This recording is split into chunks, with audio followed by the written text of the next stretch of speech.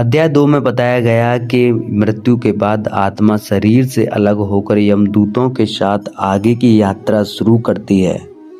अब अध्याय 3 में भगवान विष्णु यह समझाते हैं कि आत्मा को यमलोक तक पहुंचने के लिए किस मार्ग से जाना पड़ता है और उस मार्ग में उसे क्या क्या अनुभव होते हैं।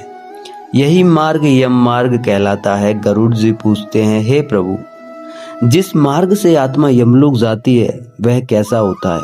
क्या सभी आत्माओं के लिए वह मार्ग समान होता है? भगवान विष्णु कहते हैं, यम मार्ग सभी के लिए एक जैसा नहीं होता। यह मार्ग मनुष्य के कर्मों के अनुसार सुखद या कष्टदायक बन जाता है।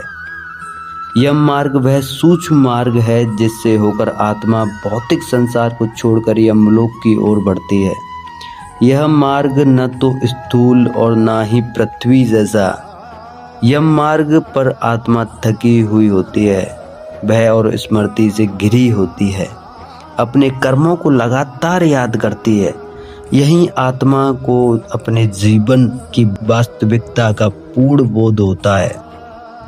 जो व्यक्ति जीवन में धर्म पर चला, सत्य बोला, दया और संयम रखा, उसकी आत्मा के लिए मार्ग सरल, वह कम यमदूत मार्गदर्शक जैसे प्रतीत होते हैं।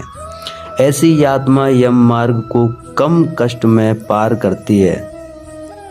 जो व्यक्ति अधर्म करता है, दूसरों को कष्ट देता है, अहंकार और हिंसा में जीता है, उसकी आत्मा के लिए मार्ग अंधकारमय होता है। वह पीड़ा और भ्रम बना रहता है। यमदूत कठोर प्रतीत होते हैं। यह मार्ग उसके लिए दंड का प्रारंभ बन जाता है। भगवान विष्णु को बताते हैं, यम मार्ग पर आत्मा अपने हर कर्म को स्पष्ट रूप से देखती है। अच्छे कर्म शांति देते हैं, बुरे कर्म आत्मा को कष्ट देते हैं। कोई भी कर्म यहाँ छुपा नहीं रहता। यम मार्ग के अंत में आत्मा को अनुभव होता है कि अब उसका न्याय होने वाला है। यहीं से अध्याय 4 का वर्णन की शुरुआत होती है। इस अध्याय का सार यह है, मृत्यु के बाद का मार्ग मनुष्य के जीवन का आईना होता है।